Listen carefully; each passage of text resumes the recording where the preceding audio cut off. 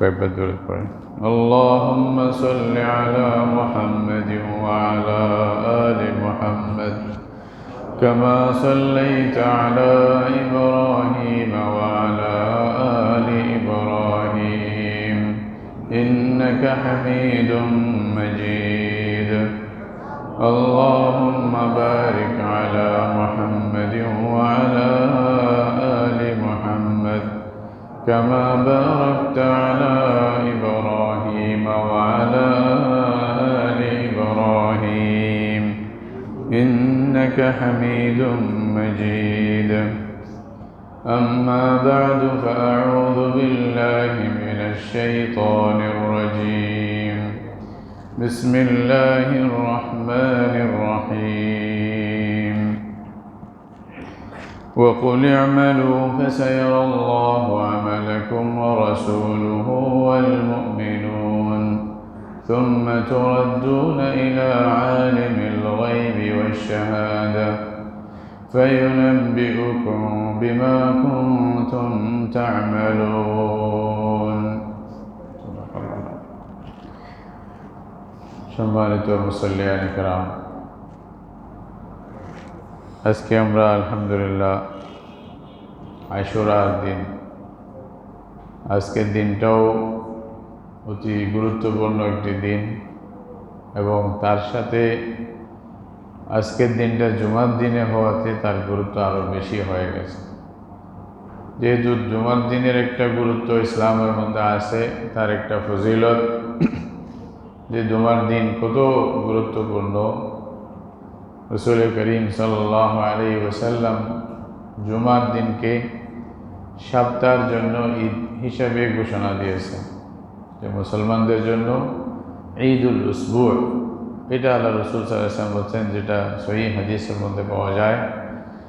তাহলে জুমার দিনের গুরুত্বটা অনেক বেশি, আল্লাহর কাছে এত বেশি ফজিলত, যেটা রসুল করিম সাল্লাল্লাহু আলাইহি ওয়াসাল্লামের এক হাদিসের মধ্যে আছে যে আল্লাহ তাআলা উম্মতে মুসলিমাকে সপ্তাহের মধ্যে যে গুরুত্বপূর্ণ দিনটা রেখেছিলেন, এটার হিদায়াত উম্মতে মুসলিমাকে আল্লাহ দান করেছেন। এটা তালাশের ব্যাপারে ইহুদিরাও ফেল হয়ে গেছে, খ্রিস্টানরাও ফেল হয়ে গেছে। মুসলমানরা যেটা আসল দরকার ছিল ওটা পেয়েছে, আলহামদুলিল্লাহ, আল্লাহর শুকর। রসুল করিম সাল্লাল্লাহু আলাইহি ওয়াসাল্লামের বরকতে আল্লাহ তাআলা আমাদেরকে দান করেছেন, এই জন্য আল্লাহর শুকরিয়া আদায় করি। তো আজকের দিনের গুরুত্ব ডবল ত্রিডবল হয়ে গেছে জুমার দিনে হওয়ার কারণে। এই দিনের সবচেয়ে বড় যেটা বলা হয়েছিল আগেই, যেহেতু দিনটা চলে আসবে জুমার আগে, এই জন্য বলেছিলাম এই দিনের গুরুত্ব এবং আমল যেটা ছিল রোজা রাখা, এবং এই দিনের সাথে একদিন আগে অথবা একদিন পরে অথবা 3 দিন যার যার সুযোগ মতে রোজা রাখা, এটাই গুরুত্ব বেশি আল্লাহ রসুল রাখছেন। এই দিনের অনেক গুরুত্ব এবং ফজিলতের কথা আছে। এই মাসটাও সেরকম, মুহররম মাস, মুহররম মাসের মধ্যে বিশেষ করে আশুরার দিন, এটা খুবই ফজিলতপূর্ণ। এবং একটি দিনের রোজায় আল্লাহ রাব্বুল আলামিন বিগত 1 বছরের গুনাহ মাফ করবেন, হাদিসের মধ্যে আছে। তাহলে এটা যা তা কথা না। আমরা যদি সেরকম জীবনে প্রত্যেক বছর আমাদের যদি পাই, জীবনে যতগুলি বছর পাবো, প্রত্যেক বছরের মধ্যে এটা আসবেই, এই দিনটা আসবেই। তো সুতরাং যত বছর পাই এটাকে গনিমত মনে করতে হবে।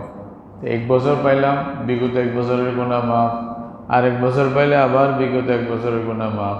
এইভাবে আমাকে আপনাকে আল্লাহ পরিষ্কার করতেছেন পাপ থেকে, পঙ্কিলতা থেকে, বিভিন্ন রকমের দোষ থেকে, যা আমরা অপরাধ করে থাকি এগুলা থেকে আল্লাহ আমাদেরকে পবিত্র এবং পাক সাফ পরিষ্কার করে নিয়ে জান্নাতে যাওয়ার জন্য আল্লাহ উপযুক্ত করতেছেন নিজের বান্দাদেরকে আমালের মাধ্যমে। ছোট ছোট আমল, যেটা বেশি কষ্টও না, ওই আমলগুলো করেই আল্লাহ তাআলা বান্দাকে জন্য জান্নাতের ফয়সালা করে।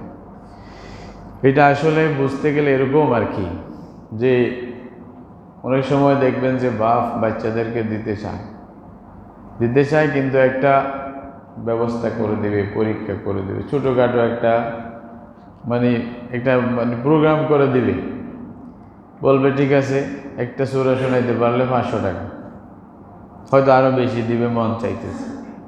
তো একটা কিছু শুনে তারপরে দিয়ে দিল বেশি করে। আবার অনেক সময় একটা প্রশ্ন করলো, এই প্রশ্নের উত্তর দিতে পারলে পুরস্কার দেব। প্রশ্ন বলতে লাগছে, অর্ধেকের চেয়ে বেশি নিজে বলে দিছে, তারপর পুরস্কারটা দিবে। আসলে পুরস্কারটাই, কিন্তু একটা বাহানা করে হ্যাঁ ও পারছে চলো। আসলে ব্যবস্থা এটাই, মুআমালা দেখতে গেলে এটা আর কিছু না। আমাদের বান্দাদের তো করার কিছু নাই। এক তো কিছু করতে জানি না, সঠিক মতে করিও না, আবার যা করি তা আল্লাহ যেরকম চায় তার তো 100 ভাগের 1 ভাগও তো হয় না আমাদেরগুলা। আল্লাহ নামাজ পড়তে বলছে, নামাজ কি বুঝিও তো নাই, হয়তো পড়তেছি, আল্লাহ জানে কি আমাদের নামাজের কি অবস্থা। নামাজের তো দুইটা আছে, একটা বাহ্যিক একটা ভিতরের দিক। তো বাহ্যিক দিকটাও তো পুরোপুরি ঠিক না, ভিতরেরটা তো আল্লাহ জানে।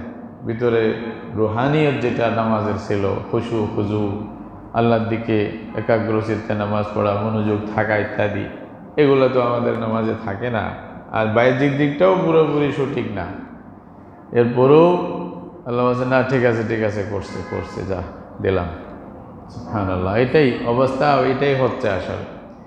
তো এরকম আল্লাহ তাআলা বান্দাদের জন্য বেশ কিছু আমাল আল্লাহ রসুলের মাধ্যমে আল্লাহ বলে দিয়েছে, বড় বড় অফার দিয়ে দিছে। একটা কাজ করবা, এই তো বড় কিছু দিব, কে কে করে দেখি। সুবহানাল্লাহ, আমরা ওইখানেও ফেল, মুসলমানেরা যারা যারা পারি, অথচ কত গুরুত্বপূর্ণ। এরকম যদি বলা হয়, ওই যে আমরা নগদটা বেশি বুঝি, বাকিটা আমাদের মানে বুঝে আসে না, যেটা চোখের মানে আড়ালে থাকে সেটা বুঝে আসে না। যদি এখন কেউ বলতো একদিন রোজা রাখলে 1 লাখ টাকা পুরস্কার দেব, কাউকে পাইতেন? হয়তো 2-3টা রেখে ফেলতো একসাথে, 1 লাখ টাকা পাওয়া গেলে একদিন কি 2 দিন 3 দিন রাখবো, সমস্যা কি, রাত্রেও না খাবো দরকার হইলে, ঠিক না? এই তো আমাদের অবস্থা। কিন্তু আফসুস, আল্লাহ রাব্বুল আলামিন বলতেছেন 1 বছরের তোমার গুনাহ মাফ হবে। এটা যাটা কথা, গুনাহ মাফ হবে মানে আল্লাহ আপনাকে ধরবে না, ক্ষমা করে দেবে। তো ক্ষমা যদি মহান রব্বুল আলামিন যদি ক্ষমা করে দেন, আর কিছু থাকে? বল, আল্লাহ যদি বলে আমি ক্ষমা করছি, আর কেউ ধরার থাকবে? হ্যাঁ, মেইন পাওয়ার যার কাছে, সব কিছুর পাওয়ার যার কাছে, তো তিনি যদি বলে আমি ক্ষমা করছি, তাহলে আর কারো ধরার কোনো কি নাই, কোনো সুযোগ নাই। সবাই আল্লাহ ক্ষমা করছে, বস ফিনিশ, আর কোনো কথা নেই। তাহলে সেই আল্লাহর ক্ষমা যদি আমরা চাই, আল্লাহর থেকে যদি সেরকম ক্ষমা নিতে চাই, আল্লাহ রসুলের মাধ্যমে আল্লাহ যে কথাগুলো আমাদের কাছে ঘোষণা দিয়েছেন, যে অফারগুলো দিয়েছেন, এগুলো নেওয়ার চেষ্টা করতে হবে। আরাফার একটা রোজা রাখলে 2 বছরের গুনাহ মাফ করবে বলছে। আর যদি মুহররমের আশুরার একটা রোজা রাখে 1 বছরের গুনাহ মাফ করবে। এরকমভাবে আমি তো প্রায় সময় বলছি, ছোট ছোট আমাল যেগুলো ব্যক্তিগত আমাল, এখানে কতগুলি ইসলামের আমালের অনেক নিয়ম আছে, কতগুলি আছে সামাজিক, কতগুলি পারিবারিক, কতগুলি সম্পর্ক দেশের সাথে, যুগের সাথে, আত্মীয় স্বজনের সাথে, মানে পরিবেশ যারা আছে, যাদের সাথে চলাফেরা করেন, সহপাঠীর সাথে। আর কতগুলি আমাল আছে যেগুলার সম্পর্ক আপনার ব্যক্তিগত জীবনের সাথে। আমি নিজে প্রথমে উপযুক্ত হব কিনা, আমি নিজের জন্য কিছু করতে চাই কিনা, মানে সেলফ অ্যাকাউন্ট, নিজের ব্যক্তিগত অ্যাকাউন্টে আমি কিছু জমা রাখতে চাই কিনা, নিজের প্রয়োজনে যেন কাজে আসে। এইটা আল্লাহ তাআলা বান্দাদেরকে বলতেছে, ইয়া আইয়ুহাল্লাযীনা আমানু কু আনফুসাকুম, প্রথমে নিজেকে বাঁচাও জাহান্নাম থেকে। কারণ নিজেই যদি না বাঁচি, আরেকজনকে বাঁচানোর চেষ্টা আমি কেমনে করব? প্রথম তো নিজেকে বাঁচতে হবে। তো প্রথম কাজ নিজেকে বাঁচানো। তাহলে ব্যক্তিগত আমাল এগুলা যত বেশি করে পারেন নিজের জন্য খুব উপকার, খুব জরুরি। রাসূল করিম সাল্লাল্লাহু আলাইহি ওয়াসাল্লামকে যখন আল্লাহ রাব্বুল আলামিন নবুয়তের দায়িত্ব দিলেন, প্রথম কাজ ছিল ওনার জন্য ব্যক্তিকে মজবুত করা। আপনারা রাসূলুল্লাহর সিরাত পড়েন, আমি তো সবসময় বলি কোরআন পড়েন, সিরাত পড়েন, সাহাবায়ে কেরামের জীবনী পড়েন, ইসলামকে বুঝবেন ইনশাআল্লাহ। কিন্তু একটার থেকে একটা আলাদা করলে ইসলামকে পুরোপুরি বুঝবেন না। কোরআন, হাদিস, রাসূলুল্লাহর সিরা এবং সাহাবায়ে কেরামের জীবনীর ভিত্তিতে যদি আমরা পড়ি, ওটার সাথে মিলাই পড়ি, তাহলে আসল ইসলামের রূহ আমাদের বুঝে আসবে, ইসলাম জিনিসটা কি এটা বুঝে আসবে, ইসলামের পয়গাম কি, ইসলাম কি বলতে চায়, আমাকে কি বানাতে চায়, হ্যাঁ আমাকে আমার পরিবারের জন্য, আমার সমাজের জন্য, দেশের জন্য কি বাণী, কি আমাদের অমূল্য বাণী আমাদেরকে দেয়, এগুলা তখন বুঝবেন, এগুলো পড়তে হবে। রসুল করিম সাল্লাল্লাহু আলাইহি ওয়াসাল্লামের সিরাত যদি পড়েন, ওনাকে প্রথমেই যখন নবুয়ত আল্লাহ দান করলেন, নবুয়ত দান করার সাথে সাথে আল্লাহ বলেন নাই গিয়া দাওয়াত দাও সবার কাছে, ইসলামের মানে ঝান্ডা বুলন্দ করতে হবে, এখন থেকেই সবাইকে মানে যুদ্ধ করে কালিমাকে মানে লা ইলাহা ইল্লাল্লাহকে প্রতিষ্ঠা করতে হবে, এরকম বলেন নাই। প্রথম আদেশ যেটা ছিল রাসূলুল্লাহ সাল্লাল্লাহু আলাইহি ওয়াসাল্লামের জন্য, এটা ব্যক্তিগত জীবনকে ঠিক করার জন্য। আল্লাহ তাআলা কি বললেন, ইয়া আইয়ুহাল মুযাম্মিল কুমিল লাইলা ইল্লা কালিলা নিসফাহু আও ইনকুস মিনহু কালিলা আও জিদ আলাইহি ওয়ারাত্তিলিল কুরআনা তারতিলা।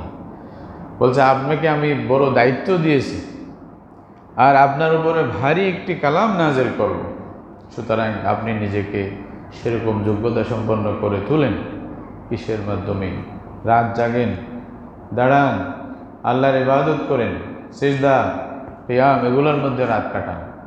কুমিল লাইলা ইল্লা কালিলা নিসফাহু আও ইনকুস মিনহু আও জিদ আলাইহি, মানে প্রায় রাতের অধিকাংশ সময় আল্লাহর ইবাদতের মধ্যে একাকী আল্লাহর সাথে সম্পর্ক বাড়ান, যেটার কারণে আপনার শক্তি, সব ধরনের শক্তি আসবে অন্তরের মধ্যে। আসলে শক্তিশালী হওয়া, ইমানে কুওয়াত যেটাকে বলা হয়, ইমানে শক্তি যেটাকে বলা হয়, এটা তো শুধু শরীরের শক্তির দ্বারা হয় না, এটাকে শরীরের শক্তির সাথে মেলানো যাবে না। অনেক সময় একেবারে দুর্বল, চলাফেরাও করতে পারবে না, ওনার ইমানের অবস্থা হয়তো 1000 কোটি মানুষের চেয়ে অনেক বেশি, এরকম দেখে যান। হুইল চেয়ারে চলবে, ওনার ইমানের সাথে, ইমানের শক্তির সাথে বাহাদুরি, ওনার ইমানের মধ্যে যেরকম আল্লাহ রাব্বুল আলামিন সুজাআত দান করবেন, এটা আপনি কল্পনা করতে পারবেন না। হয়তো 1000 কোটি তার চেয়ে মানে বলিয়ান শক্তিমান মানুষ, ইমানের হয়তো মানে কিঞ্চিত মাত্র কিছু ইমানের বল হয়তো অন্তরে নাই, কিন্তু ওনার অবস্থা দেখেন কি অবস্থা। তো ওই শক্তিটা আসবে কখন? আল্লাহর সাথে সম্পর্ক যখন স্থাপন করবে।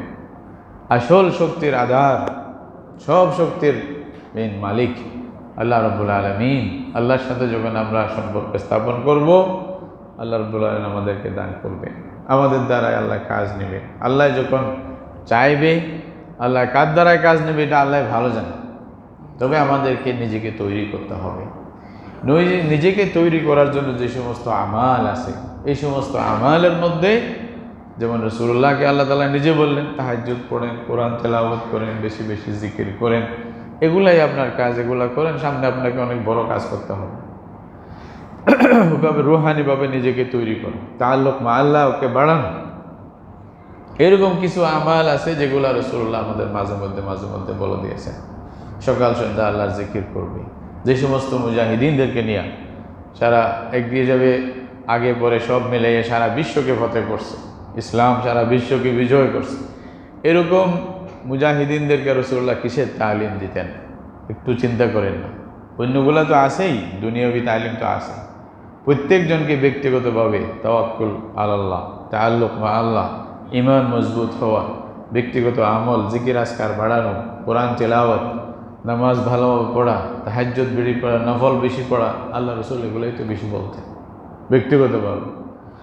আবু বকর সিদ্দিককে জিজ্ঞাসা করতেন, তুমি বিতির কখন পড়ো? সুবহানাল্লাহ। দেখেন, ইসলামের রসুলের পরে প্রথম ব্যক্তি, মহান সেরা নায়ক, তো আমরা তো সেরকম কাছের ব্যক্তি হলে ওনাকে জিজ্ঞাসাই করবো না। তো রাসূলুল্লাহর প্রথম পরীক্ষা কার উপরে? আবু বকর। আবু বকরকে জিজ্ঞাসা করতেছে, আবু বকর মাতা তুতির, তুমি বিতির কখন পড়ো রাত্রে? বিতিরটা আমরা অনেকে পড়ি না, হয়তো গুরুত্বও দিই না। বিশেষ করে আমাদের দেশে যখন আমরা থাকি, এখানে হয়তো কিছু বিদেশের লোক আছে, এই জন্য বিদেশে যারা যান বা যোগাযোগ আছে বা আসে গেছেন এরকম আসেন, এই জন্য বলতেছে। এখানে থাকি ওলামায়ে কেরামরা বলছে ওয়াজিব, এই জন্য আমরা পড়ি, গুরুত্ব মনে করি, না পড়লে গুনাহ হবে। বিদেশে গিয়া বিভিন্ন কথা শুনে হয়তো বিদেশ ছেড়ে দিই, পড়ি না, বলছে এটা তো সুন্নত, এটা তো সুন্নতের মানি বুঝে নেই আসলে। সুন্নত কোন অর্থে বলছে এটা না বুঝিয়া ভিতরে ছাড়িয়ে দিচ্ছে অনেকে আছে। কিন্তু আল্লাহ রসুল এটা জিজ্ঞাসা করতেছে আবু বকর সিদ্দিককে, ভিতর কখন পড়ো? আবু বকর সিদ্দিক রাদিয়াল্লাহু আনহু বলতেছেন, ইয়া রাসূলুল্লাহ, আমি ঘুমানোর আগে ভিতর পড়ে নেই। তারপরের পালা আসছে ওমরের। সুবহানাল্লাহ, দেখেন রসুলের পরীক্ষা কার উপরে। রসুলের পরীক্ষা শাগিরিদদেরকে প্রথম শাগিরিদ থেকে এইভাবেই তৈরি করছেন। ওমর, তুমি কখন পড়ো? তো রাসূলুল্লাহ সাল্লাল্লাহু আলাইহি ওয়াসাল্লামের উত্তরে হযরত ওমর, ইয়া রাসূলুল্লাহ, আমি শেষ রাত্রে উঠিয়া পড়ি। আল্লাহ রসুল বললেন, তোমারটাও ঠিক।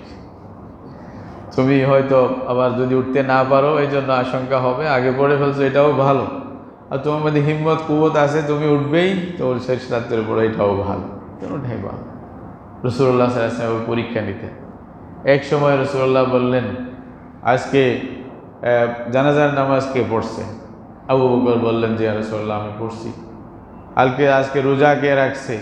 বলছে প্রথম, তখনও উত্তর রসুলের প্রথম শাগিরিদ। দেখেন, আবু বকর বললেন, আমি রাখছি। বলছে আজকে কোনো অসুস্থকে দেখতে কে গেছে? আবু বকরই বললেন, ইয়া রাসূলুল্লাহ, আমি গেছি। সুবহানাল্লাহ, আজিব। তো রাসূলুল্লাহ পরে বললেন, আজকে সাদাকা কেউ কাউকে দান করার কাজ কে করছে? আবু বকর সিদ্দিক বললেন, আমি। ইয়া সুবহানাল্লাহ, প্রথম শাগিরিদ, প্রথম নম্বর। চারটা কাজ যখন বলছে, রাসূলুল্লাহ বললেন, যার মধ্যে দিনে এই চারটি কাজ জমা হবে সে জান্নাতি হবে। আল্লাহু আকবার। তখন ঘোষণা আসবে। তো সেইভাবে তৈরি করা, আমাদেরকে তৈরি করতে হবে। সাহাবায়ে কেরাম নিজেদের বাচ্চাদেরকে এই রোজা রাখাইতেন। মাঝে মধ্যে রোজা রাখার সময় বাচ্চাদের কষ্ট হলে খেলনা দিয়ে দিতেন। একটা খেলনা দিয়ে খেলতে খেলতে ওই ইফতারের টাইম যেন হয়ে যায়, তো গুরুত্ব দিয়া করতেন। একটা দুঃখের বিষয় হলো, সাহাবায়ে কেরাম কাজ গুরুত্ব দিয়া করতেন যেহেতু সুন্নত ছিল, রসুলের সুন্নত, এটা মনে করে ওরা খুব গুরুত্বের সাথে করতেন। যেটাই শুনতেন রসুলের সুন্নত, ছাড়তেন না, এটা রসুলের সুন্নত, সুন্নত রসুলিল্লাহ, আল্লাহ রসুলের সুন্নত ছাড়া যাবে না। আজকে আমরা কাজগুলো ছেড়ে দিচ্ছি রসুল সুন্নত বলিয়া। কি বলিয়া? এটা তো সুন্নত, এটা কি, এটা দরকার নাকি? ঠিক কি না? পুরো উল্টা হয়ে গেছে। আজকে আমরা আফসুস, এটা সুন্নত থাকবে, সুন্নত নফল কি আছে।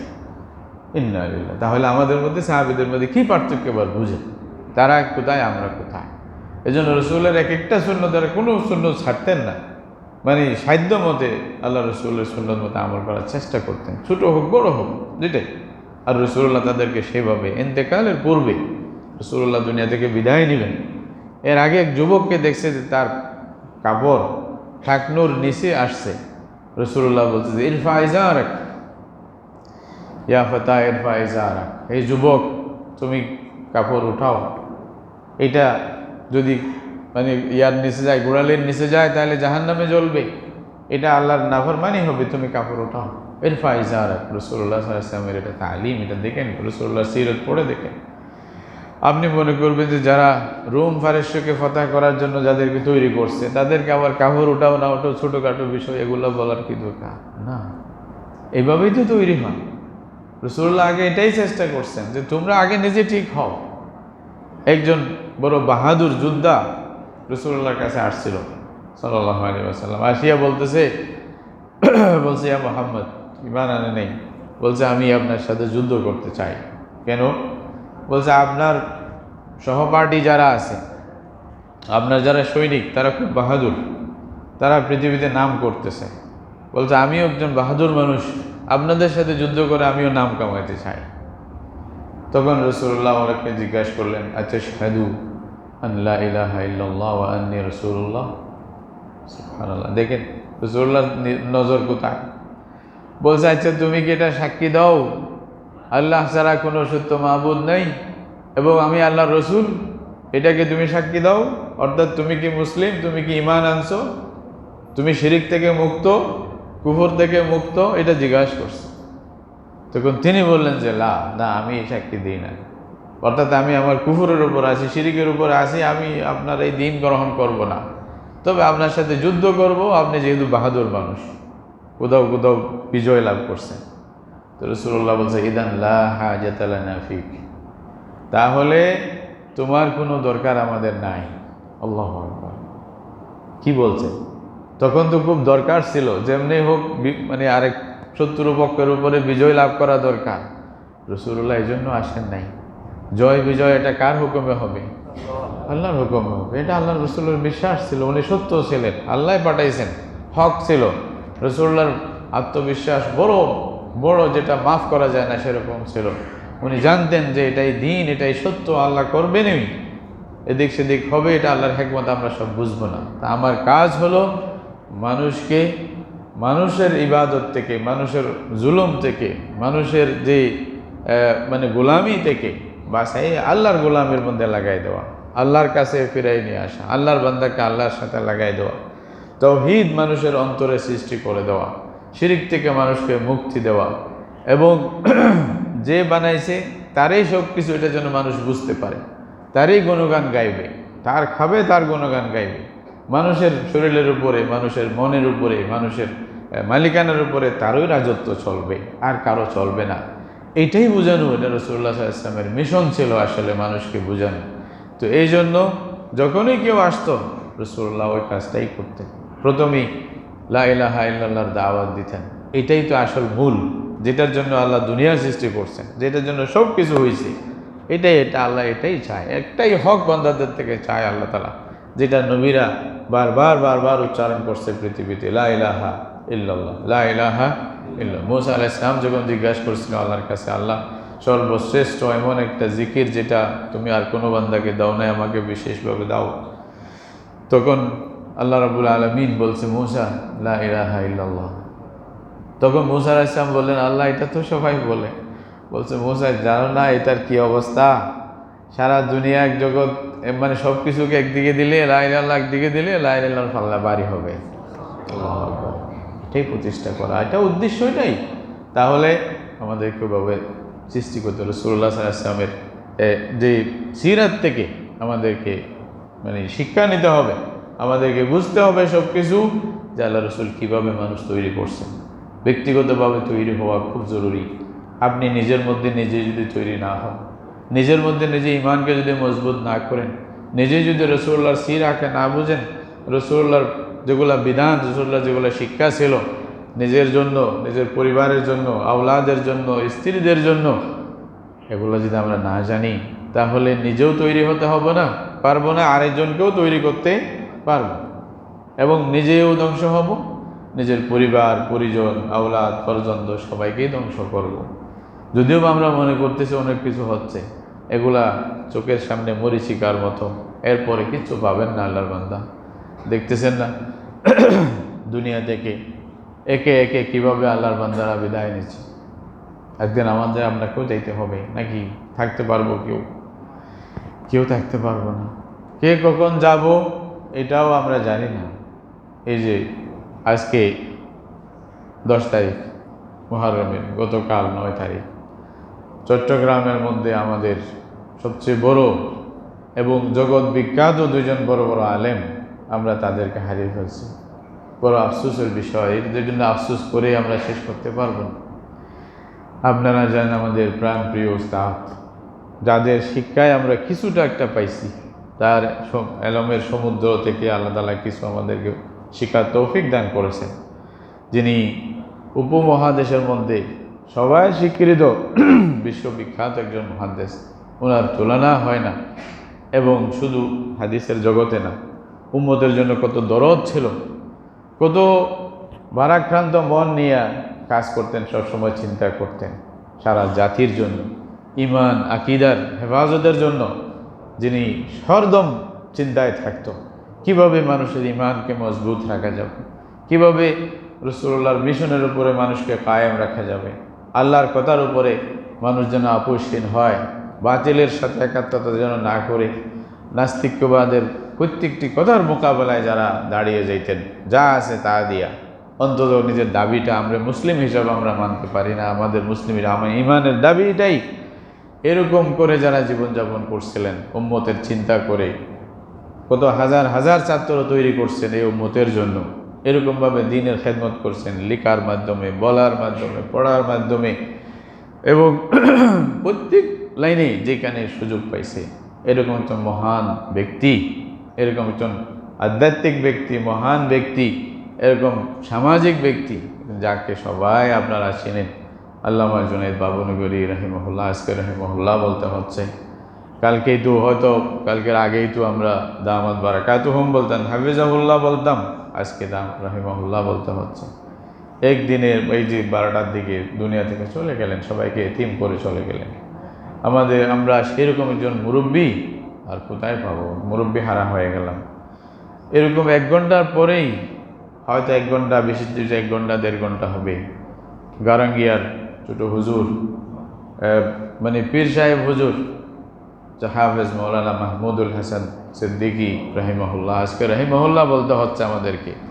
এত বড় একজন আলেম, ওনারও খ্যাতি, এরকম খেদমাত ওনার হালকার মধ্যে যেটা অকল্পনীয়।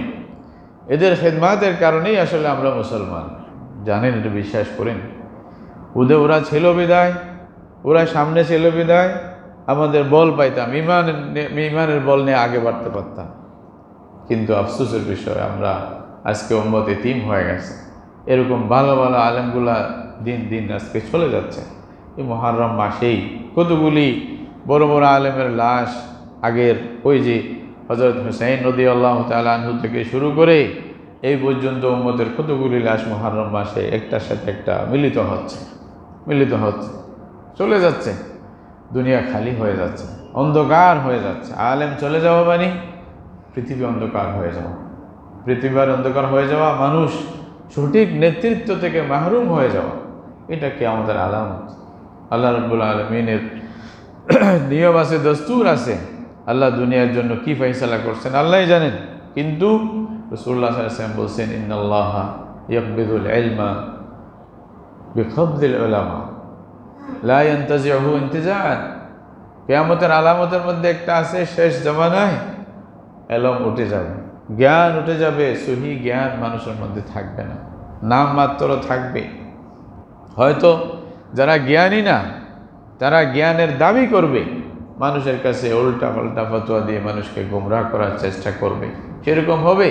আর সত্যিকার জ্ঞানীরা, দ্বীনের জ্ঞানী যারা দ্বারক বাহক যারা ছিল, যারা মুরব্বী, যারা দ্বীনের জন্য ইখলাসের সহিত কোনো স্বার্থ ছাড়া, দুনিয়ার কোনো স্বার্থ ছাড়া যারা দ্বীনের জন্য কাজ করতে চায়, কোনো লোভ ছাড়া যারা দুনিয়ার জন্য কাজ করতে চায়, সেরকম ওলামা, দ্বীনের আলেম, মানে হাদিস কোরআনের বিজ্ঞ মানে আলেমরা দুনিয়া থেকে চলে যাবে।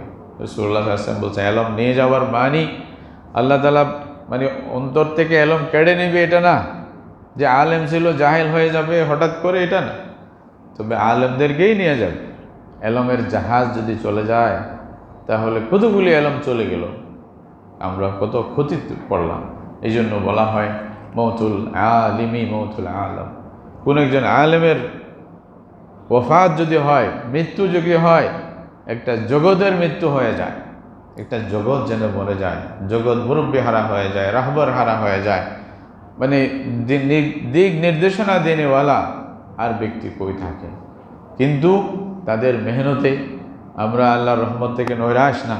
তাদের মেহনতে যে সমস্ত ছাত্ররা দিকে এদিক সেদিক, যে সমস্ত আলেম ওলামারা, যে সমস্ত লোকেরা তৈরি হয়েছে, তারা হয়তো এটাকে ধরে রাখার চেষ্টা করবে, কিন্তু এদের শূন্যস্থান পূরণ হওয়ার নয় ভাই। এটা তো আমরা দেখতেছি চোখ। ইমাম আহমদ ইবনে হাম্বল চলে গেছে, কিন্তু আরেকটা তৈরি হয়েছে। ইমাম আবু হানিফা চলে গেছে, আরেকটা তৈরি হয় নাই। ইমাম মালিক চলে গেছে, আরেকজন হয় নাই। এরকম বুখারী গেছে, আরেকজন হয় নাই। ইমাম মুসলিম, তিরমিজি, কয়টা নাম নেবেন? শূন্যই হচ্ছে।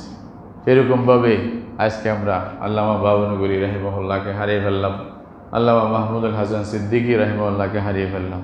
এরকম এদের জায়গায় শূন্যস্থান পূরণ করার মতো কয়জন পাইবে? নাই, চলে যাচ্ছে। তাহলে আমাদের জন্য আশঙ্কার বিষয়। আল্লাহর কাছে দোয়া করতে হবে, আল্লাহ রাব্বুল আলামিন যেন তাদের শূন্যস্থান পূরণ করার মতো আল্লাহ ব্যক্তি তৈরি করে দেন। সেরকম যেন আল্লাহ আমাদেরকে আলেম আবাদ তৈরি করে দেন। আল্লাহর জন্য কিছু অসম্ভব নয়। আল্লাহ তাদের শাগিরদের মাধ্যমে দ্বীনের যে মেহনত তারা শুরু করেছিলেন, মানুষের ঈমান আকীদার হেফাজতের যে মেহনত তারা শুরু করেছিলেন, মানে সর্বত্র মানুষকে আল্লাহমুখী করার জন্য, রসুলের সুন্নাহমুখী করার জন্য যে মেহনত করেছিলেন, বিভিন্ন বাতিল চিন্তা ভাবনা থেকে মানুষকে বাঁচানোর জন্য যারা যে ত্যাগ তিতিক্ষা, জেল জুলুম অনেক কিছু সহ্য করে কওমের জন্য যে খেদমত করছেন সেরকম মন মানসিকতাওয়ালা আল্লাহর বান্দারা যেন তৈরি হয়ে যায়, এই জন্য দোয়া করতে হবে যে আল্লাহ এই দিনকে হেফাজত তোমার বান্দার মাধ্যমে করবে। আল্লাহ তুমি সেরকম বান্দা তৈরি করে দাও। আল্লাহ এদের পরে আমাদেরকে মাহরুম করে দিও না। হ্যাঁ, আল্লাহুম্মা লা তাহরিমনা বা'দাহুমা ওয়া আতিনা আজরাহুমা ওয়ালা তাফতিননা বা'দাহুমা। এরকমভাবে রাসূলুল্লাহ সাল্লাল্লাহু আলাইহি ওয়াসাল্লাম দোয়া করতেন, এরকম দোয়া শিক্ষা দিয়েছেন। আল্লাহর কাছে দোয়া করতে, আল্লাহ আমাদেরকে মাহরুম করে দিও না। আলেমরা চলে যাওয়া এটাও বড় মুসিবত, এটাও উম্মতের জন্য অন্যান্য মুসিবত যেরকম আছে এটাও বড় একটা মুসিবত। রাসূলুল্লাহর ইন্তেকালের পরে হযরত ফাতেমা রাদিয়াল্লাহু তাআলা আনহা বলেছিলেন, সুব্বাত আলাইয়া মাসাইবুন লাউ আন্নাহা সুব্বাত আলাল আইয়ামি সিরনা লায়ালিয়া। আজকে আমার উপরে এমন মুসিবত আসছে, এটা যদি দিনের উপরে আসতো দিনটা রাত হয়ে যেত, সহ্য করতে না পারে চোরমাচুর হয়ে যেত। আজকে উম্মতের অন্তর চূর্ণ বিচ্ছিন্ন, কারণ উম্মতের যারা রাহবর ছিল, যারা উম্মতের জন্য সব সময় সদয় ছিল, যাদের উম্মতের জন্য অন্তর উন্মুক্ত ছিল সবার জন্য, মানে দল মত নির্বিশেষে যারা জাতির খেদমত করতে চাইতেন, ইসলামের খেদমত করতে চাইতেন, আল্লাহর দ্বীনের খেদমত করতে চাইতেন, সেই সমস্ত লোকদেরকে আমরা একের পর এক হারিয়ে ফেলতেছি। এটা আফসোসের বিষয়। আল্লাহর কাছে আমরা দোয়া করব, আল্লাহ তাআলা যেন তাদের দরজা বুলন্দ করেন, জান্নাতের আলা মাকাম দান করেন, এবং তাদের ভুল ত্রুটি মানুষ হিসেবে হয়ে থাকলে আল্লাহ যেন তাদেরকে ক্ষমা করে দেন। আল্লাহর যে প্রিয় বান্দা ছিলেন এরা, এটা জানাজার দৃশ্য দেখি তো আপনারা বুঝতে পারেন। সারা দেশ থেকে যেভাবে পঙ্গপালের মতো মানুষ ছুটে আসে একবার দেখার জন্য, একবার আখেরি বিদায় দেওয়ার জন্য, এটা আল্লাহ তাআলা যাকে সম্মান দেয়। ইমাম আহমদ ইবনে হাম্বল রাহমাতুল্লাহ আলাইহি বলেছিলেন একবার, কে সম্মানী, মানুষের অন্তরে কার কথা আছে, মানুষ অন্তর দিয়ে কাকে ভালোবাসে, মতের পরে এটা পরীক্ষা হয়ে যাবে, এটা পার্থক্য হয়ে যাবে, বুঝে আসবে। যখন ইমাম আহমদ ইবনে হাম্বল ইন্তেকাল করছিলেন, ৬০ লাখের মতো মানুষ ওনার জানাজার মধ্যে শরীক হয়েছিল। সুবহানাল্লাহ। ইতিহাসে লেখা আছে প্রায় ৩০,০০০-এর মতো অমুসলিম মুসলমান হয়েছিল সেই দিন ইমাম আহমদ ইবনে হাম্বলের জানাজার দিন। তাহলে উনি না বাদশাহ? বাদশাহ কাকে বলে? আজকে আমরা দেখতেছি কোনো আলেম, এরকম বড় মাপের যখন আলেম ইন্তেকাল হয়, মানুষ সারা দেশের আনাজ কানাজ থেকে যেভাবে জানকে হাতে নিয়ে চলে আসে, অ্যাক্সিডেন্টের ভয় নাই, কিছু নাই, চলে আসতেছে, একবার দেখবে জানাজাতে শরীক হবে। তাহলে এটা মহব্বত না আর কি বলেন? এটাই তো মহব্বত, এটাই তো আর অন্তরকে জয় করছে। আমরা আল্লাহর কাছে দোয়া করব, আল্লাহ তোমার বান্দা হিসাবে এদের যদি কোনো ভুল ত্রুটি থাকে আল্লাহ ক্ষমা করে তাদেরকে উচ্চ মর্যাদা দান করো। আল্লাহ জান্নাতের মধ্যে সুখ শান্তির মধ্যে রাখো। দুনিয়ার মধ্যে অনেক কষ্ট সহ্য করছে, জর্জরিত অবস্থায় থাকছে, টেনশন ছিল উম্মতের, এই সেই বিভিন্ন রকমের চাপ ছিল। আল্লাহ কী অবস্থায় জীবনযাপন করছে এটা আমরা হয়তো কল্পনাও করবো না, আমাদেরকে বলেও নাই হয়তো। আল্লাহ তাআলা তুমি সব কিছুর নেক বদলা তাদেরকে দান করো, এটাই আমরা দোয়া করব। তো বলতেছিলাম এটাই আমাদেরকে তৈরি হতে হবে ভাই। যদি তৈরি না হই তাহলে খুব বড় খাতরা আমাদের জন্য আশঙ্কা অপেক্ষা করতেছে। ব্যক্তিগতভাবেও কামিয়াব হব না, অন্যভাবেও কামিয়াব হব না। তো সুতরাং ব্যক্তিগতভাবে আপনি প্রথমে কামিয়াব হওয়ার জন্য যে সমস্ত আমাল আল্লাহ রসুল বলছে এগুলো আমাদের করতে হবে। বার্ষিক হিসাবে হোক, মাসিক হিসাবে হোক, দৈনিক হিসাবে হোক, যে কাজগুলো আমাদেরকে আল্লাহ রসুল বলছে এগুলো করতে হবে। রসুল্লাহ শেষ পর্যন্ত একেবারে ছোট নুসখা যেটা উম্মতকে বলছে, উম্মত আর কিছু না পারলে ঈমান তো আছে, লা ইলাহা ইল্লাল্লাহ মুহাম্মাদুর রাসূলুল্লাহ, ঈমান মজবুত, এটা থাকবে। এটার মধ্যে কোনো কম্প্রোমাইজ নেই, এটার মধ্যে কোনো রকমের কম্প্রোমাইজ নেই। এটা বলতে পারবেন না একদিনের জন্য আমি ছুটি নিই, হ্যাঁ, অথবা যখন ঘুমাইতেছি তখন আমি অন্যদিকে থাকি, এরকম ছুটি নিতে পারবেন 1 সেকেন্ডের জন্য? এটা এরকম এক ঈমান মানি। আমি বলছিলাম হয়তো ঈমানের তুলনা হচ্ছে, ঈমানের দৃষ্টান্ত হচ্ছে কলব। কলব যখন 1 সেকেন্ডের জন্য বন্ধ হইলে শরীর শেষ, এরকম ঈমান 1 সেকেন্ডের জন্য যদি খালি হয় তাহলে আপনার আখিরাতে জীবন শেষ। এটা আর মুসলমান থাকবেন না। এই জন্য ঈমানের মধ্যে ছুটিও নেই, ঈমানের মধ্যে কম্প্রোমাইজ নেই। লা ইলাহা ইল্লাল্লাহ মুহাম্মাদুর রাসূলুল্লাহ, আল্লাহ ছাড়া কোনো মাবুদ নেই, কোনো খালেক নেই, কোনো রাজেক নেই, এবং কেউ কারো শক্তিওয়ালা নেই, এবং সব কিছু ভরসা একমাত্র কার উপরে? আল্লাহর উপরে। চাইবো কার কাছে? আল্লাহর কাছে। আশা কার উপরে? আল্লাহর। ভরসা সব কিছু আল্লাহর উপরে। হ্যাঁ, দেনেওয়ালা, মারনেওয়ালা এবং আমাদেরকে সম্মান দেনেওয়ালা, এরকম অসম্মান করেনেওয়ালা সব কিছু একমাত্র কে? আল্লাহ।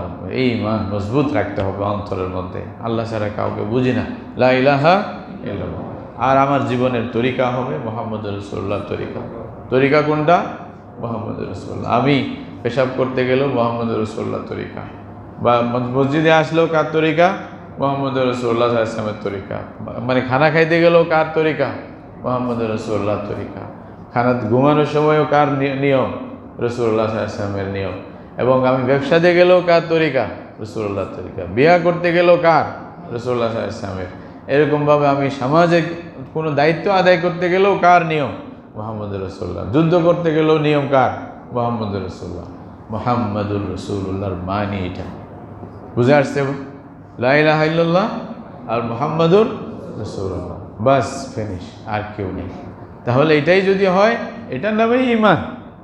রাসূলুল্লাহ বলছে সংক্ষিপ্ত নুসখা যেটা দিছে উম্মতকে, উম্মত বাস এটার উপরে থাকবে, ঈমান আনবে, 5 ওয়াক্ত নামাজ পড়বে, বছর একবার রোজা রাখবে, তুমি জান্নাতে চলে যাবে।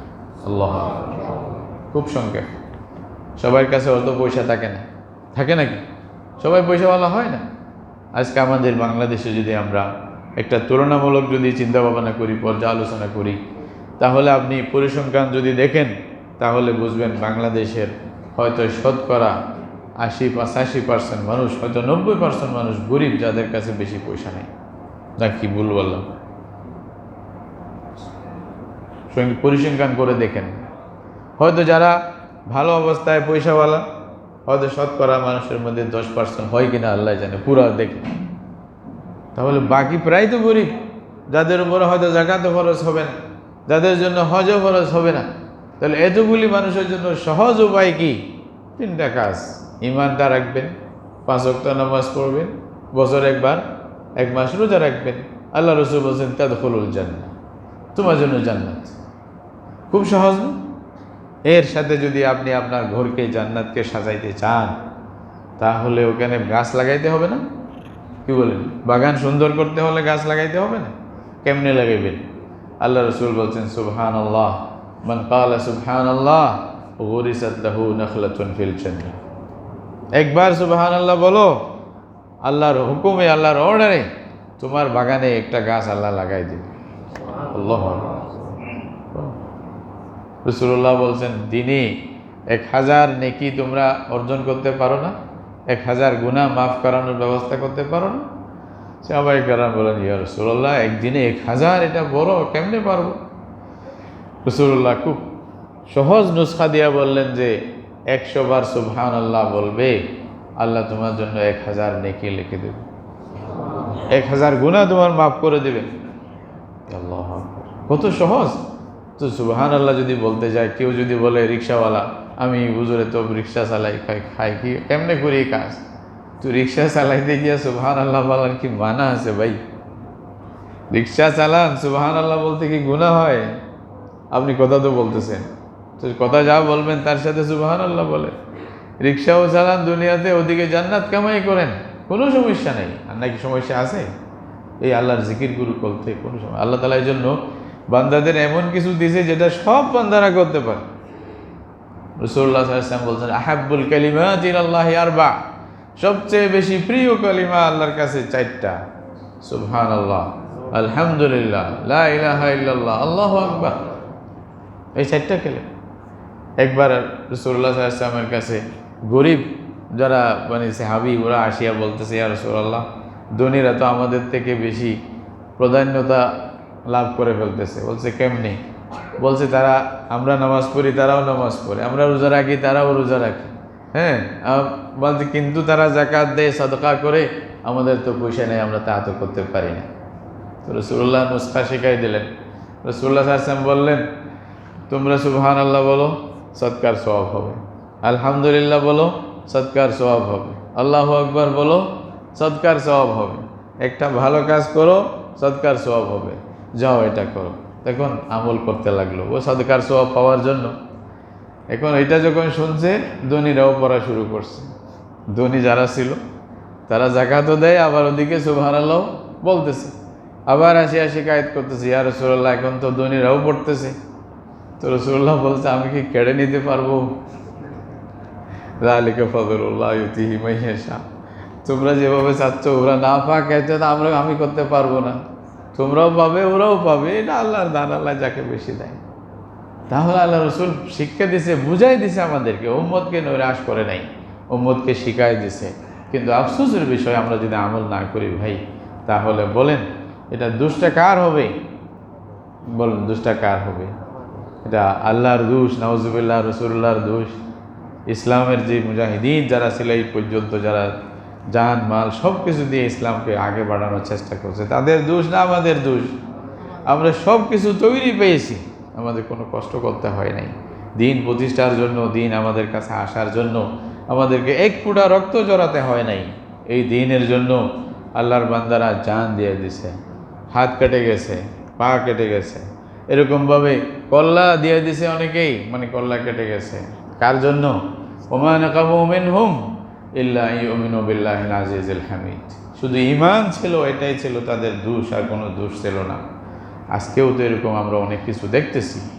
দোষ খালি লা ইলাহা ইল্লাল্লাহ বলতেছে, আল্লাহর পক্ষে বলতেছে, দ্বীনের পক্ষে, কোরআনের পক্ষে, হাদিসের পক্ষে, আল্লাহ রসুলের পক্ষে বলতেছে, এটাই দোষ। আজকেও আছে। বার্মা থেকে এতগুলি মুসলমানকে যে বিতাড়িত করা হলো, দোষটা কী ছিল? তারা যদি মগ হয়ে যেতেন, একটা প্রশ্ন আপনাদের মনে আনতেছে আর কি, যাও কথা তো অনেক আছে, দোষ বলবেন, এই বলে সেই বলবেন, আমি অনেকগুলি চিন্তা ভাবনা করবো, পর্যালোচনা করবো, এগুলো বাদ দেন। কিন্তু আসল দোষটা এরা মুসলিম। আসল দোষটা কি? মুসলিম। আমি বলতেছি না একেবারে 100% কামেল মুকম্মল এবং আল্লাহর ওলি, এটা না। শুধু হয়তো বলতেছে লা ইলাহা, ও দাবি এটা লা ইলাহা ইল্লাল্লাহ, এই কারণে না থাকতে পারবে না। বার্মায় তোমাদের জায়গা নেই। কোনো একজন বুদ্ধকে দৌড়াইছে, দৌড়াবে না। এরকম অনেক দেখবেন, আজকেও আছে। তাহলে এই দ্বীনের জন্য এরকমভাবে যুগে যুগে সমস্ত আল্লাহর বান্দারা এরকম মেহনত করে এই দ্বীনকে মানে শেষ পর্যন্ত পৌঁছাইছে, আমানত। তা আমরা অন্তত এটাকে আমলের মাধ্যমে রাসূলুল্লাহর কথাগুলো নিজের জীবনে ফিট করে যদি আমরা রাখতে না পারি, আমাদের তে হতভাগা আর কে হবে? আমরা কীভাবে রাসূলুল্লাহর সামনে কিয়ামতের দিন গিয়া দাবি করব আমি আপনার উম্মত? বলেন। এক সাহাবী রাদিয়াল্লাহু তাআলা আনহুকে কথা বললে অনেক লম্বা, ওনাকে যখন শহীদ করার জন্য কাফেররা চতুর্পাশে আসিয়া বলছে, একটা বড় কড়াইয়ের মধ্যে তেল গরম করে, এমন গরম করছে যে ওনার সামনেই একটা জিনিস তেলের মধ্যে ঢালছে, ওইটা ছিঁড়ে ছিন্ন বিচ্ছিন্ন হয়ে গেছে, এত গরম হয়ে গেছে। তো ওনাকে বলতেছে, তোমাকে আমরা এই তেলের মধ্যে ফেলে দেব। তো উনি কান্না করছে। এটা যখন বলছে তেলের মধ্যে ফেলে দেব, ভুনে ফেলবো তোমাকে, হাড্ডি মাংস শেষ পেয়ে যাবে, তো উনি কান্না করছে। তখন কাফেররা মনে করছে হয়তো ওর কিছু বুঝে আসছে, মন দুর্বল হয়ে গেছে। বলছে ডাকো। বলছে ঠিক আছে, তুমি মনে হয় বুঝতে পারছো, এবার এই মুহাম্মদের যে দিন তোমরা মানতেছো, এটাকে বাদ দাও, আল্লাহর দিনকে বাদ দাও, ইসলাম বাদ দিয়া আমাদের দিকে চলে আসো। তো উনি বললেন যে হে বেকুফের দল, আমি জীবনও বাদ দিতে পারি না। তো বলতেছে তাহলে কান্না করছো যে? বলছে তোমরা তো আসল বেকুফ, বুঝোই না কেন কান্না করছি।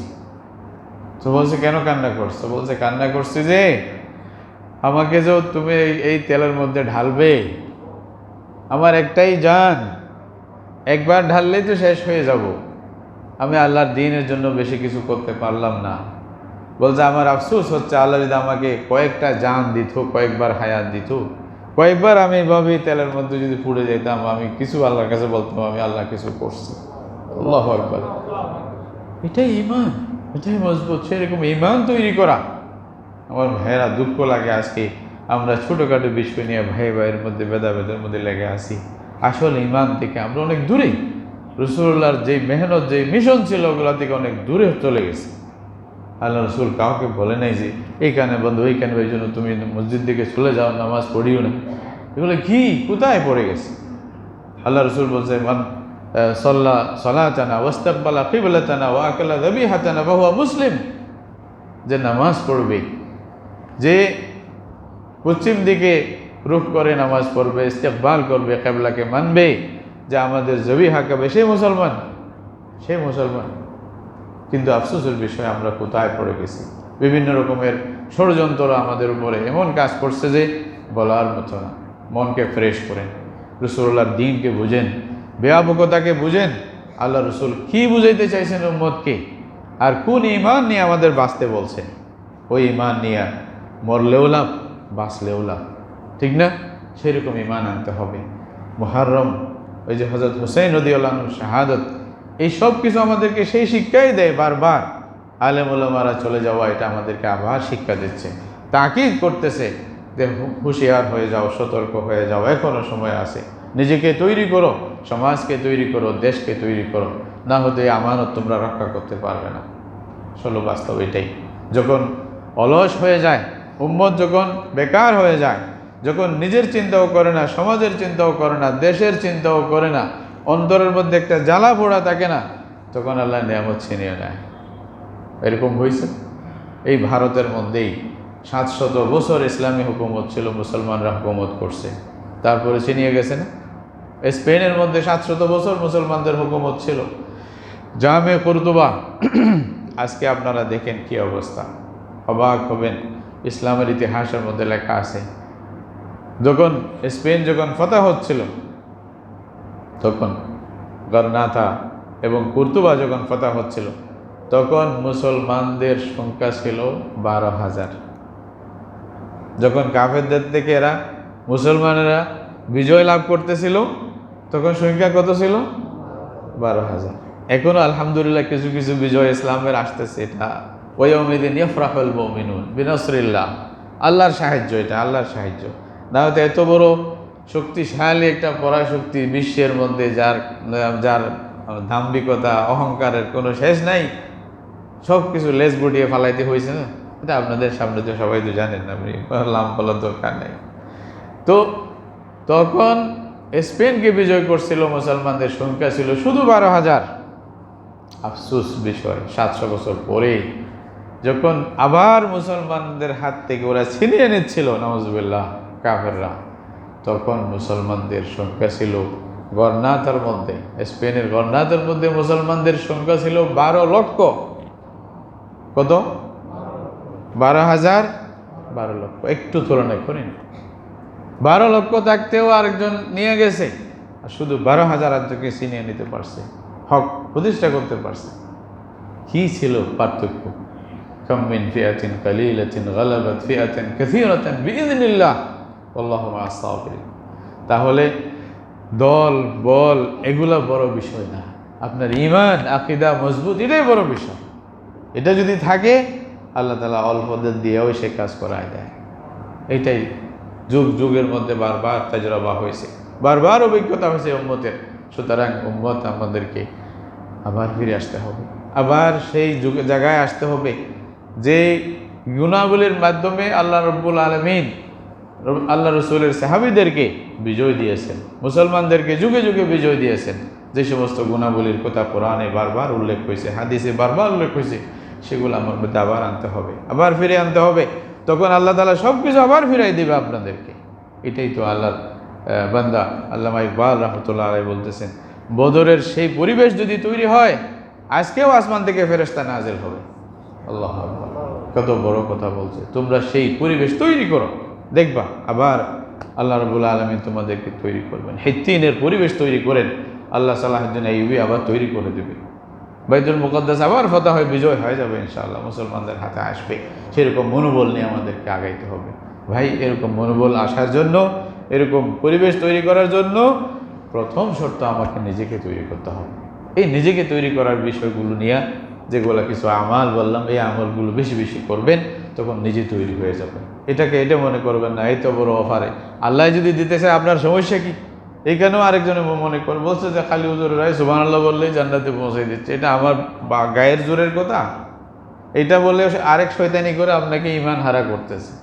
রসুল যদি বলে থাকে এখানে, আপনি আবার বলার কি মানে কার অধিকার আছে? আল্লাহ দিতে চাইলে দিবে। আপনারা কোরআন পড়েন না, খালি এটা আমি সব বাদ দিন, ইউনুস আলাইহিস সালামের একটা ঘটনা বলার কথা শেষ করছি। ইউনুস আলাইহিস সালাম যখন আল্লাহর হুকুমে উনি নিজেই বললেন যে না, তোমাদের সবাই কষ্ট হবে, আমি নিজেই সমুদ্রে পড়ে যাই, মানুষ বেশি হয়েছে, বারবার আমার নাম আসতেছে ইয়ার মধ্যে, মানে যেটা মানে সবাই মিলে মানে যে একটা নিয়ম করছিল, ওই নিয়মের মধ্যে বারবার আমার যেহেতু নাম আসতেছে, সুতরাং আমি পড়ে যাই সমুদ্রের মধ্যে। সমুদ্রে যখন পড়ে গেলেন তখন মাছের পেটে চলে গেল, মাছ গিলে ফেললো, আল্লাহর হুকুম ছিল। তখন ওই মাছের পেটের অন্ধকার থেকে ফানাদা ফিল যুলুমাত, অনেকগুলো অন্ধকারের ভিতরে আওয়াজ দিছে, লা ইলাহা ইল্লা আনতা সুবহানাকা ইন্নী কুনতু মিনাল যালিমিন। আল্লাহু আকবার। তখন আল্লাহ তো জানে, ফেরেশতারা বলতেছে আল্লাহ আওয়াজ তো বোঝা যাচ্ছে, চেনা যাচ্ছে, কিন্তু স্থান তো বুঝতেছি না, স্থান তো অপরিচিত। যে স্থান থেকে আগে আসতো ওই স্থান থেকে না, অন্য স্থান থেকে আওয়াজ আসতেছে, সেম আওয়াজ। আল্লাহ রাব্বুল আলামিন দয়া করো না তোমার বান্দাকে। তখন আল্লাহ রাব্বুল আলামিন বলে, যাও মাছকে বলো যেন ক্ষতি না করে, আমার বান্দার কোনো ক্ষতি না করে। আল্লাহু আকবার। তা আল্লাহই তো সর্বশক্তিমান। আল্লাহ রাব্বুল আলামিন বলতেছেন এই সূরার পর অন্য সূরার মধ্যে বলতেছেন, লাউলা আন্নাহু কানা মিনাল মুসাব্বিহিন লালাবিথা ফি বাতনি ইলা ইয়াউমি ইউবআসুন। যদি সুবহানাল্লাহ, এই যে তাসবিহ যেটা বলছে লা ইলাহা ইল্লা আনতা সুবহানাকা ইন্নী কুনতু মিনাল যালিমিন, এই দোয়া যদি না পড়তেন, জিকির যদি না করতেন, কিয়ামত পর্যন্ত মাছের পেটে ইউনুসকে থাকতে হতো আলাইহিস সালাম। আল্লাহু আকবার। এটা আল্লাহ কোরআনে বলতেছে। সুবহানাল্লাহকে ছোট মনে করবেন না, খবরদার। আল্লাহ রসুল যেগুলো বলছে এগুলোকে ছোট মনে করে, তুচ্ছ মনে করবেন না। এটা সেরকম মন দিয়া, ইমান দিয়া, আকীদা দিয়া বলতে হবে রাসূলুল্লাহর কথা প্রত্যেকটা। এটা মানে দেশের জন্য হোক, দেশের বিভিন্ন সমাজনীতি, রাজনীতি অথবা অর্থনীতি, যে ওই নীতির কথা যেমন মানে বলা যাবে, সুবহানাল্লাহ জিকিরের কথাও সেরকম আমাদের কাছে মূল্যবান। একইভাবে মূল্যায়ন করতে হবে আল্লাহ রসুলের কথাগুলোকে, তখনই বুঝবেন আসল কথা কি। এখন আমাদেরকে আর কিছু করার জন্য অনেকে এখান থেকেও দূরে সরাই দেয়, আমলগুলোও যেন আমরা না করি। হাঁটতে বসতে আল্লাহর জিকির করবেন বেশি বেশি করে, এরকম এই যে বিভিন্ন সময় যে কাজগুলো আসবে এগুলো করবেন। যে বিশেষ দিনের যেগুলো ফজিলতের কথা আছে, আমলের কথা আছে, এগুলো করবেন। এগুলো ব্যক্তিগত নিজের ব্যাটারি চার্জ করার জন্য যত বেশি করবেন তত বেশি আপনার। আচ্ছা, এই নফল আমলগুলি সবচেয়ে বেশি কে করছে বলেন তো? নফল আমল যেগুলো আল্লাহ রসুল শিক্ষা দিয়েছে, এগুলো সবচেয়ে বেশি কে করছে? রাসূলুল্লাহ সাল্লাল্লাহু আলাইহি ওয়াসাল্লাম। আল্লাহু আকবার। আপনি কল্পনা করতে পারবেন না, রাসূলুল্লাহ শুধু রাত্রে ঘুমাইতে গেলে ঘুমার আগে যে দোয়াগুলি পড়তেন, যে সূরাগুলি পড়তেন, আমার জীবনেও হয়তো পড়ি নাই আমরা। আল্লাহ, কোরআনের যে যতগুলি হামিম সাজদা, যতগুলি সাব্বিহ ইসমা আছে, সবগুলো আল্লাহ রসুল পড়তেন ঘুমানোর আগে। সূরা সাজদা পড়তেন, সূরা মুলক পড়তেন। এরকমভাবে জিকিরের তো একটা টাল বাঁধা আছে হাদিসের মধ্যে, সবগুলো আল্লাহ রসুল ঘুমানোর আগে। তাহলে সব কিছু মিলাইলে কোরআনের অন্তত 4-5 পারা হবে। সুবহানাল্লাহ, আমরা কোথায়? তো রাসূলুল্লাহ যদি এগুলো দরকার না হতো, রাসূলুল্লাহ সবচেয়ে বেশি কেন করতেছেন? এটা মনে করবেন না যে আমরা এগুলো দরকার নেই। কে বলছে আপনাকে? আমরা এগুলো সবচেয়ে বেশি দরকার। কি জানি কোন সুবহানাল্লাহ আল্লাহর মানে ভালো লাগে, আল্লাহর পছন্দ হয়ে যায়, আল্লাহ তাআলা ওইটার কারণে হয়তো কি দিয়ে দিবে, জান্নাত দিয়ে দিবে, সব কিছু ক্ষমা করে দেবে। উনি মালিক, উনি বাদশাহ, যা চায় করতে পারে। ফাআলুল লিমা ইউরিদ। বান্দাকে কিছু একটা করতে হচ্ছে, করতে থাকবেন। রাসূলুল্লাহর সুন্নাহগুলো বেশি আদায় করার চেষ্টা করবেন, নফল আমলগুলো বেশি করার চেষ্টা করবেন। নফলের দ্বারা আল্লাহর নৈকট্য বেশি লাভ হয়, আল্লাহ রসুল বলছে এটা। এই জন্য নিজে ব্যক্তিগতভাবে তৈরি হওয়া যায়। আমরা সবাই চেষ্টা করব কিভাবে তৈরি হই এবং দেশকে, সমাজকে, সবাইকে তৈরি করার চেষ্টা করব। এটাই হলো মুহররম মাসের আশুরার পায়গাম, এটাই দ্বীনের জন্য কোরবানি করা। নিজে তৈরি না হলে কেমনে কোরবানি করবেন? হ্যাঁ, এই জন্য হযরত হুসাইন রাদিয়াল্লাহু আনহুর যে আদর্শ, উনি আল্লাহ রসুলের নাতি ছিলেন, আলেম ছিলেন, দ্বীনের দায়ী ছিলেন, মুবাল্লিগ ছিলেন। নিজেকে তৈরি করছেন, সমাজকে তৈরি করার চেষ্টা করছেন, দ্বীনের জন্য জান পর্যন্ত দিয়ে দিছে। আর কি করবে? আমাদেরকে বুঝাই দিছে। আল্লাহ আমাদের সবাইকে তৌফিক দান করুক। ওয়া আখিরু দাওয়ানা আলহামদুলিল্লাহি রাব্বিল আলামিন।